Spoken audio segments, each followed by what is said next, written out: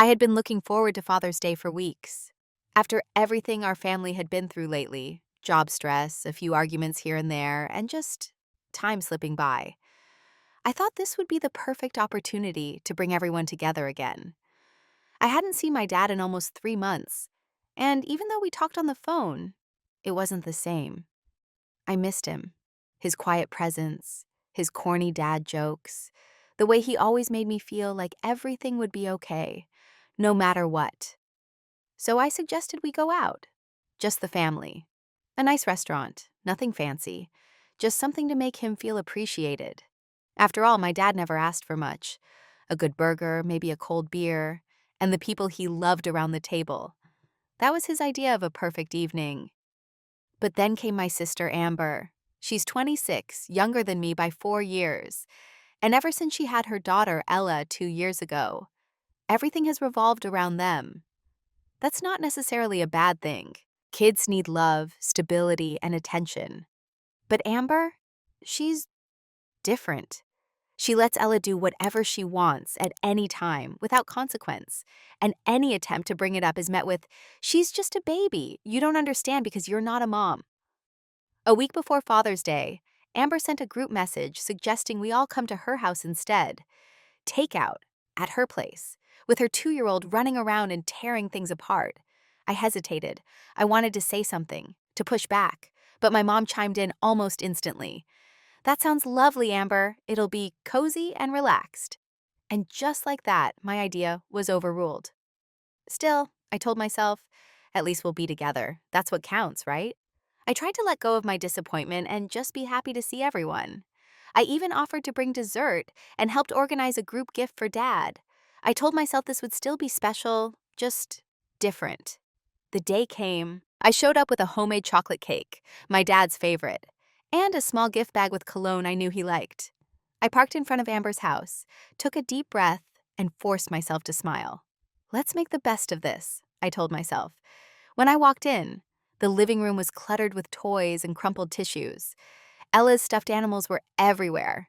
There were sticky juice cups on the table and half-eaten snacks on the couch.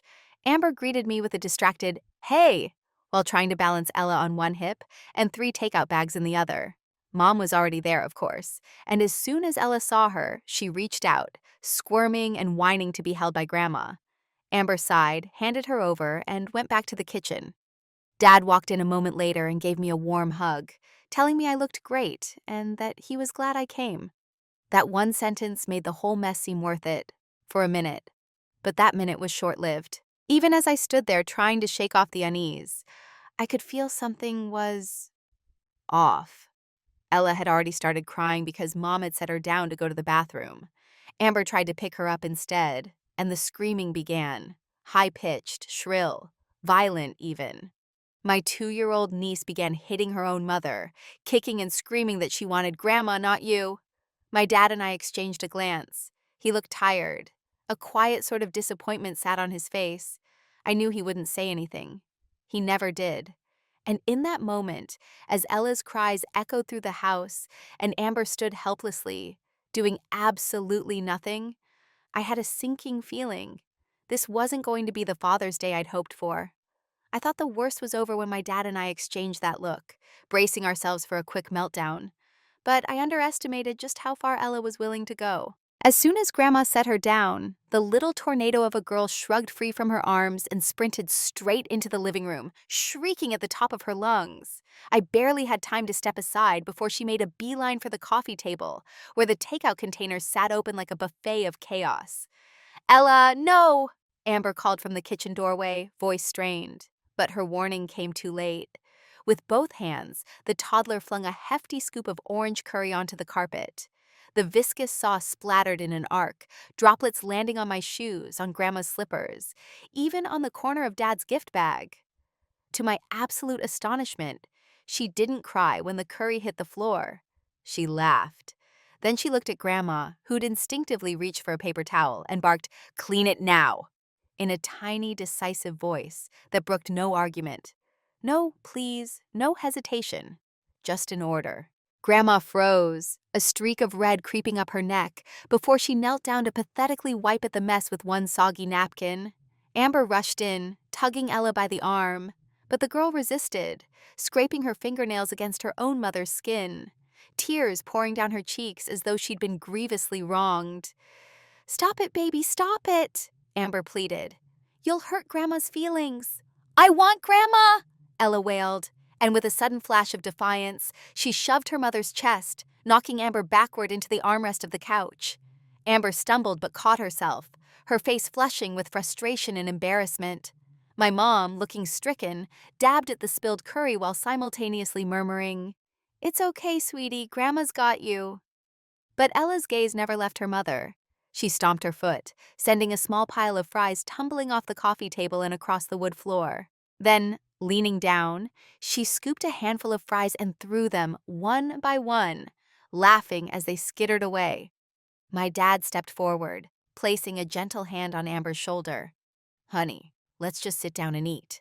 Please, let's make this better." Amber nodded numbly, casting a helpless glance at me as if begging for backup. I clenched my jaw.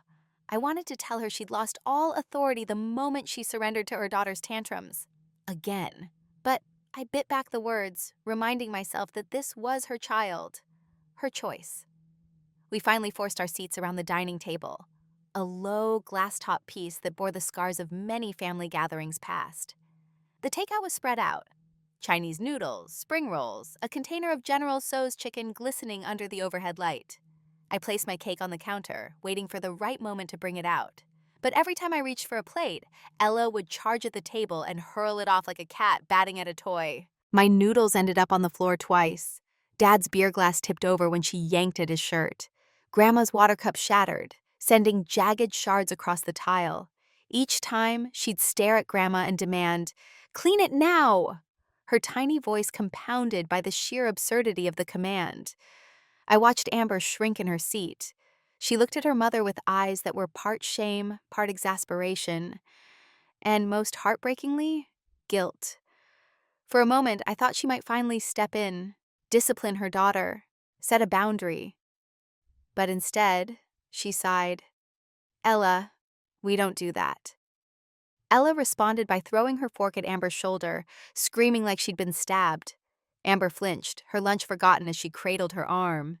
It was then that my dad stood up. His chair scraped the floor, a sharp reminder of his presence. He cleared his throat and said, in a voice so calm it was chilling, "Amber, this has to stop." Silence fell. Even Ella paused, mid-scream, and looked at Grandpa with wide, curious eyes. For the first time all evening, no one moved. Amber turned beet red. I'm sorry, Dad," she stammered, tugging at the hem of her shirt. She's just upset." Dad's eyes, normally so gentle, hardened for a moment. "Upset? You mean she's acting out because she knows she can. You let it happen." Tears welled in Amber's eyes. I don't know what to do." My heart broke in two. Part of me wanted to rush forward and hug her. The other part was furious that she'd let this continue so long. But before either of us could move, Ella let out a guttural scream and bolted from the room, dashing toward the bathroom where she'd been in earlier. Amber sprang up. "Ella, come back!" She lunged after her daughter, only to be met with another tirade of screams from behind the closed bathroom door. Dad looked at me, shoulders slumped. "I'm sorry, sweetheart." He gestured to the chaos, the strewn food, the damp napkins, the shattered glass. "This isn't what I wanted." I swallowed hard, tears pricking my eyes but refusing to fall. "I know, Dad." I forced a sad smile. "Let's just get through this." As Amber pounded on the bathroom door and my dad sank back into his chair, I realized Father's Day wasn't just ruined. The foundation of our family had cracked wide open, and no takeout order or cake could ever fix what was broken tonight. The next morning, I woke up still feeling raw. The silence in my apartment was both soothing and deafening at the same time. No screaming, no stomping, no demands to clean spilled food. Just the low hum of the refrigerator and the morning light crawling in through the curtains. I poured myself a cup of coffee and stared at the chocolate cake I had left on the counter, still boxed, untouched. It was supposed to be the centerpiece of a joyful evening, my dad's favorite. rich, moist, and filled with memories of the cakes Mom used to make when we were kids. I had stayed up late baking it from scratch, trying to capture a little bit of nostalgia, a little piece of the past when birthdays and holidays were simpler and we were all on the same page. But last night, it broke something, not just in me, in all of us. And for the first time, I realized that maybe we were all too afraid of each other's feelings to be honest about how badly things had gotten, especially with Amber, especially with Ella. It was easier to walk on eggshells than to risk a blow-up, but the cost of that silence was growing louder and more toxic with every gathering. And my dad, he deserved better. So I pulled out my phone and texted him. "Hey, Dad, I know last night wasn't what you deserved. Can I take you out for dinner tonight? Just you and me, my treat." He responded almost immediately. "I'd love that. Just let me know where and when." I smiled for the first time in what felt like days. That evening, I picked him up just before 6. He stepped into the car wearing a button-up shirt I hadn't seen in years, one of the nice ones he used to wear for family photos or anniversaries. He looked peaceful and maybe a little surprised. "You look sharp," I said, grinning as he buckled in. He chuckled. "Well, figured I should dress up if I'm getting dinner with my favorite daughter." I laughed. "You only have one." "Still counts." We drove to a quiet steakhouse outside of town. Not flashy, but classic. The kind of place with dark wood walls, leather booths, and waiters who called him Sir with genuine respect. We ordered ribeyes and mashed potatoes. And for the first time in what felt like forever, we talked like adults, like equals. No tantrums, no interruptions. No one demanding attention every 2 minutes. Over appetizers, he asked how work was going. I told him about a project I just wrapped up and how I was thinking about switching teams. Over dinner, he told me about the books he'd been reading lately and how retirement was starting to feel closer than it used to. We laughed, swapped stories, reminisced. It was everything I'd hoped Father's Day would be. But when dessert came, a slice of chocolate cake I had arranged ahead of time, I saw something shift in his expression. "You remembered," he said softly. "I never forget," I replied. "I just didn't get to give you this yesterday." He took a bite, and for a moment, he closed his eyes like he was somewhere far away. Back when we were kids, back before things got so complicated. After a moment, he set down his fork and looked me in the eye. "Melissa," he said, "I know things have been messy lately, and I know I haven't always spoken up when maybe I should have, but thank you for tonight. It's exactly what I needed." I felt my throat tighten again, but this time it wasn't out of frustration or sadness. It was relief. I needed it too, I admitted. On the way back to his house, we didn't say much, but it wasn't awkward. It was just a quiet that felt earned, comfortable, like peace. When we pulled into his driveway, he lingered for a second before getting out. "You think things will ever go back to normal?" he asked suddenly. I thought for a long moment before answering. "I think maybe this is the new normal, but that doesn't mean we can't still create good moments inside of it. We just have to choose them." He nodded, eyes glassy but smiling. "Good night, kiddo." "Good night, Dad." And just like that, the Father's Day I thought had been ruined became something else entirely. Something smaller, quieter, but maybe more meaningful than I ever expected. The next day, I sat at my kitchen table with a notepad in front of me, the edges of the paper curling slightly under my fingers. I wasn't writing anything yet. I was just staring at the blank page, heart pounding with the weight of everything I hadn't said the night before last.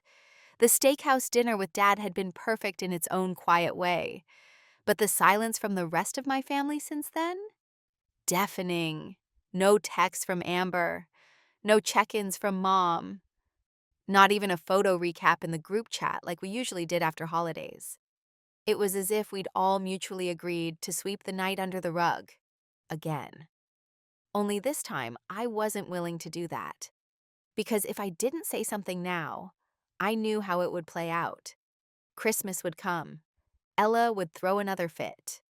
Amber would shrug, Mom would coddle, and Dad would sit quietly, trying not to let his disappointment show, and I would keep pretending it didn't hurt. So I wrote a message, not on the notepad. I knew I wouldn't have the courage to say it out loud, but in a carefully crafted group text. I sat there for a good 30 minutes before hitting send. I love our family. That's why I have to say this. Sunday was not okay. Not because of Ella, but because we've all allowed this cycle to go on for too long. I don't blame her. She's two. But I do think we failed her, and each other, by never setting boundaries. That night broke something for me, and I'm not going to pretend it didn't just to keep the peace. I paused, then added, I won't be attending future family gatherings where bad behavior is ignored and where adults are expected to silently endure chaos just to be polite. Dad deserved better. We all did. Then I ended with, this isn't about punishing anyone. It's about protecting my peace. You can be mad at me or you can think about what I said, your choice. But I won't stay silent anymore. My finger hovered over the send button. My heart was in my throat. Then I tapped it, and the message was gone. I put the phone down and walked away, half expecting it to start vibrating off the table with angry replies. But for the next hour, nothing. Finally, a message came in. It was from Mom. Melissa, I didn't know you felt that way. I thought we were just trying to keep things calm. Maybe we've made excuses for too long. I'm sorry. My chest tightened. I didn't expect that. Not from her. A few minutes later, Amber replied. It wasn't angry, but it wasn't warm either. I get it. I'm doing my best. Maybe my best isn't good enough. I just wish you said this to me directly instead of a group text.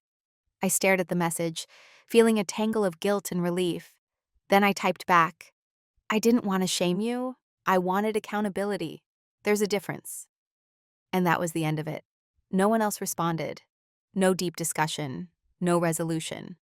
But something had shifted, because for the first time, I had drawn a line. I hadn't screamed. I hadn't stormed out. I had simply named what was broken and stepped away from it. That evening, Mom called me, just her voice, no FaceTime. I think you were right, she said softly. We've tiptoed around things for too long. Amber's hurting, but so are you. And your father. I've never seen him so sad after a holiday. He deserves peace, I said. So do you. There was a long silence between us, but it felt different this time. Like we were both grieving something we hadn't dared name before. The slow unraveling of how we used to be. Before Ella, before the tension, before the unspoken resentment. And for the first time, I wasn't afraid to sit in that truth. I just want us to do better, I finally said. I know, Mom replied. And maybe now, we can try. It had been nearly 2 weeks since I sent that message, the one that felt like an earthquake when I hit send. At first, the silence in the group chat was suffocating. A few awkward responses, a couple of half-hearted I understand texts, and then nothing.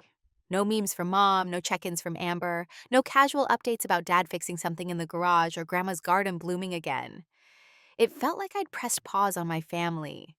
And maybe that's what we needed, because for the first time I didn't feel obligated to respond to anything.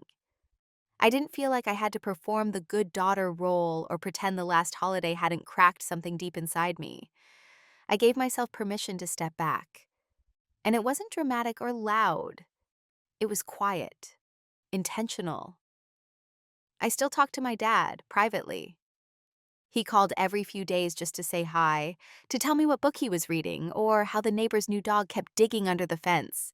I could tell he was trying to keep things light, trying not to pick sides, and I didn't ask him to. One evening, he said gently, Your mom's been thinking a lot about what you said. I smiled into the phone. That's all I wanted. Doesn't mean it's easy for her. It wasn't easy for me either. He didn't argue. He just sighed. Well, I'm proud of you. Those 4 words sat with me for hours after the call ended. Then one Sunday morning, I got a message from Amber. Hey, I know things are still weird between us, but I was wondering if you wanted to come over for lunch. Just you, me, and Ella. No pressure. I stared at the message for a long time. Part of me bristled. Was this going to be another test? Another chaotic afternoon with no boundaries and a screaming toddler while Amber looked the other way? Or was this her attempt at something different? After sitting with it a while, I replied, "Yes, but only if it's quiet, and if Ella acts out, we handle it together, no excuses." Amber responded with a thumbs up, then followed it with, "Agreed." It was a short answer, but honest, and that was enough. That afternoon, I drove over with zero expectations. I told myself I wouldn't stay long. I told myself I could leave if things got out of hand. But when I walked into Amber's apartment, something was different. The floor was clean. Toys were neatly stacked in bins. Soft music played in the background instead of cartoons blaring. And Ella? She was sitting at the table, quietly coloring. Amber looked up from the kitchen. "She's been in this phase where she likes to draw shoes," she said with a sheepish smile. "Apparently, today everything needs shoelaces." I laughed despite myself. That's oddly specific. We sat down for lunch, just sandwiches and fruit. Nothing fancy. But it felt lighter. The conversation was cautious, but not cold. At one point, Ella dropped her juice cup on the floor. We both watched as the orange liquid slowly pooled around her chair. She looked up, wide-eyed, and whispered, "Oops." I froze, waiting for the usual chaos to begin. But instead of looking at Grandma or expecting someone else to clean it, she turned to Amber. "Mama, can I help wipe it?" Amber's eyes welled up, just a little. "Yes, baby, thank you." I handed over a paper towel without saying a word. After lunch, as Ella napped, Amber and I sat on the balcony. The sun was warm on our faces. We hadn't talked like this, just the two of us, in years. She turned to me. "I've been reading up on parenting stuff, gentle boundaries, emotional regulation. Turns out it's not just about saying no, it's about meaning it." I smiled. "It's never too late to mean it." Amber nodded. "Thank you for calling me out, even if it hurt." I exhaled. "Thank you for listening, even when it was hard to hear." We didn't fix everything that day, but something important happened. We started over. Not in the dramatic movie scene kind of way, but in the real, awkward, brave kind of way. And as I drove home, I realized I wasn't rebuilding my family. I was rebuilding my place in it, on my terms, with boundaries, with clarity, and with hope. 3 months later, Thanksgiving rolled around, and for the first time in years, I didn't feel sick thinking about it. There was no knot in my stomach about Ella throwing a tantrum during dinner, no dread about Amber disappearing mid-meal while Mom ran damage control, no unspoken tension hanging in the air like smoke no one wanted to acknowledge. Because this year, I did something radical. I made my own plans, not out of spite, not out of rebellion, just for peace. I called Dad a few weeks before and told him gently but firmly, "I'm doing something small this year, at my place, just you and me, if you're up for it. No pressure." There was a pause, then he replied, "You have no idea how much I'd love that." Mom texted a few days later, "I'm sad not to see you this Thanksgiving, but I get it. Can I drop by Friday for coffee, just us?" I stared at her message for a while, just us. That felt new. I replied, "Yes, let's do that." As for Amber, she didn't say anything right away, but a few days before the holiday, she sent me a photo of Ella holding a crayon-colored paper turkey with "Happy Thanksgiving" scribbled across it in toddler letters. Underneath, the caption, "She says she's thankful for Missa. I thought you should know." And that was enough. On Thanksgiving morning, I set the table with simple white plates and gold-trimmed napkins, a small centerpiece of pine cones and candles. No chaos, no sticky fingers, no noise. Just the soft hum of jazz in the background and the smell of rosemary chicken roasting in the oven. Dad arrived in a cozy sweater, holding a bottle of wine and a bag of green beans he insisted on bringing the old-fashioned way. We cooked together, slow, unrushed. He told me stories about his college years I'd never heard before. I shared some things from work he didn't know I'd been holding in. We laughed. We got quiet. We remembered. And when we sat down to eat, he looked around and said softly, "This feels like breathing again." I knew exactly what he meant. Later that night, I got a video from Amber. It was Ella, in pajamas, holding a spoon and stirring something imaginary in a plastic bowl. She looked up at the camera and shouted, "I'm making dinner like Aunt Missa!" I laughed out loud, tears catching me off guard. Not because it was cute, though it was, but because I realized something had shifted. Not just in her, in all of us. I wasn't cut off. I wasn't bitter. I wasn't resenting a holiday that didn't go my way, because this one did. Not because I forced anyone else to change, but because I had. I had stopped waiting for someone to create the version of family I needed. I started creating it myself, and surprisingly, they were beginning to meet me halfway. The next day, Mom came over for coffee, just like she'd promised. We sat on my balcony with thick sweaters and warm mugs. She didn't say much at first, just stared at the skyline like it held answers to questions neither of us knew how to ask. Then she said, "I didn't realize how exhausted I'd become from trying to keep everyone happy." I looked over at her. She looked smaller than I remembered, softer, not weak, just real. "You don't have to keep the peace anymore, Mom," I said gently. "You can just be honest." She nodded, then whispered, "I'm proud of you, Melissa. You broke the pattern I didn't even know we were trapped in." And right then, I knew something else. This wasn't just about Father's Day anymore. This was about generations of quiet women swallowing their truth to keep everyone else comfortable, and me deciding to be the one who stopped. By December, the changes I'd hoped for were still fragile, but real. Little things began to shift. Amber started sending me random updates, just short voice notes. Ella used the potty and didn't scream this time. She picked up her cereal bowl this morning without me asking. We practiced saying please before bedtime. She didn't like it, but she tried. They weren't groundbreaking. They didn't erase the chaos of the past, but they felt like tiny cracks in the old wall we had all been pretending didn't exist. And through those cracks, something softer started coming through. One day, Amber sent a video. Ella was in the middle of the living room, standing beside a mess she'd made. Blocks everywhere, spilled juice, and a broken crayon. But instead of waiting for Grandma, she looked up at Amber and asked, "Mama, can we clean together?" Amber's voice, trembling through the recording, simply said, "Yes, baby, we can."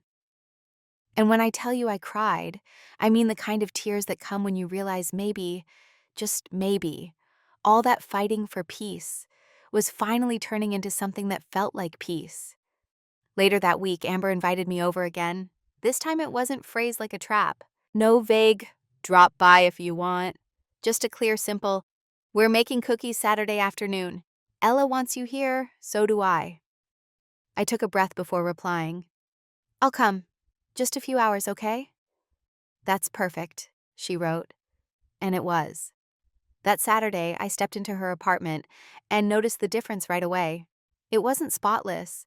There were still toys tucked under the couch, a forgotten sippy cup on the bookshelf. But the air felt lighter. Amber looked rested for once. Her voice didn't carry the sharp edge it used to. And Ella? She ran up to me, not with the wild energy of someone about to take over the room, but with a hug. Just a quiet, intentional hug. "Aunt Missa, I saved sprinkles for you," she whispered like it was a secret. We baked sugar cookies shaped like snowflakes and trees. Ella spilled flour twice and giggled, but then helped sweep it up with her tiny pink broom. When one of the cookies broke, she pouted for a moment, then shrugged and said, "It's okay. We make more." Amber gave me a look, the kind that said, "Did you see that? Did you see what she just did?" I nodded. Yes, I saw it. Later, after Ella went down for a nap, Amber and I sat at the kitchen table, surrounded by the smell of vanilla and cinnamon. She exhaled slowly. "I'm not perfect. I still mess up, but I'm learning, and so is she." I sipped my coffee. That's all I ever wanted, just for us to stop pretending everything's fine when it's not. I wasn't trying to shame you. I just couldn't keep swallowing how I felt. Amber nodded. I know that now. I didn't then, but I do now. We sat in silence for a moment, not needing to fill it. Then she added, You gave me something no one else did, Melissa. A wake-up call that wasn't wrapped in judgment, just truth. It stunned me a little. I hadn't realized that drawing my boundary wasn't just about protecting myself. It was also an invitation for the people I love to grow, too. A few days later, my mom called. You're not going to believe this, she said. What? I picked Ella up from daycare today and she told me, I didn't scream once today, Grandma. I'm practicing being calm like Aunt Missa. My heart skipped a beat. I smiled into the phone, stunned. She said that? I asked. She did, word for word. I hung up and sat there for a while, just letting it settle. All those nights I'd gone home angry. All the guilt. All the second guessing. All the times I thought I'd fractured our family beyond repair by daring to speak up. And now, a toddler was learning how to regulate herself by watching me. I wasn't just healing myself. I was shifting something for the next generation. And that felt more powerful than anything I'd expected when I walked out of Amber's house that night with a boxed-up chocolate cake and a broken heart. Christmas Eve came with soft snow and quiet roads, the kind of silence that feels sacred, not empty. I lit candles in my living room that evening, placing one by the window like my dad always did when I was a kid.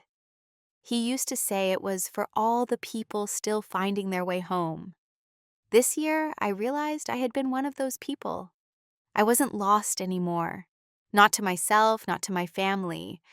Just realigned, recentered, reclaimed.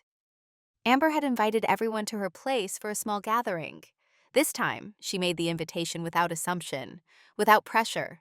Come if you want to. We'd love to have you. But only if it brings you peace. That sentence alone was the proof of how far we'd come. I showed up just before dinner, holding a tray of roasted vegetables and a batch of sugar cookies Ella had asked me to help her decorate again. When I knocked, I heard her voice yell, It's Aunt Missa! Like I was a celebrity. She opened the door in glittery pajamas, beaming. We saved you a seat next to me. Inside, the vibe was different from every holiday before, not perfect. But warmer, more human. Amber was more present. Ella had her moments, spilled juice, a brief meltdown when her star-shaped cookie broke. But she didn't unravel the entire room anymore. She cried, she breathed, she reset. And when she bumped into me too hard while running past, she stopped and said, Sorry. A two-syllable word that changed everything. Dinner was calm. Dad made a corny toast that made us laugh. Mom brought her famous green bean casserole and didn't hover or overcompensate. And Amber? She handled Ella with a calm I hadn't seen in her before. Firm, but loving. Present, not panicked. At one point, Ella crawled into my lap and whispered, I'm glad you came this time. I kissed the top of her head. Me too, sweetheart. Me too. Later that night, after the dishes were washed and Ella was in bed, Amber and I stood by the kitchen window watching snow fall under the glow of the porch light. She leaned against the counter and said quietly, You saved this, you know. You. I looked over, confused. Saved what? This, all of it. Me, Ella, this whole family. You were the only one brave enough to say what needed to be said. I didn't know what to say back, so I didn't say anything. I just reached for her hand, and we stood there, shoulder to shoulder, in the silence we had once feared, but now found comfort in. I left that night with a heart so full it hurt, not because everything was suddenly perfect, but because I'd stopped waiting for perfect, because I'd chosen peace, and that peace had created space for growth, for boundaries, for love that didn't ask me to shrink. I think back to that ruined Father's Day, how I left feeling like the outsider, the troublemaker, the one who was too sensitive. And yet, here I was, 6 months later, being called the one who saved it all.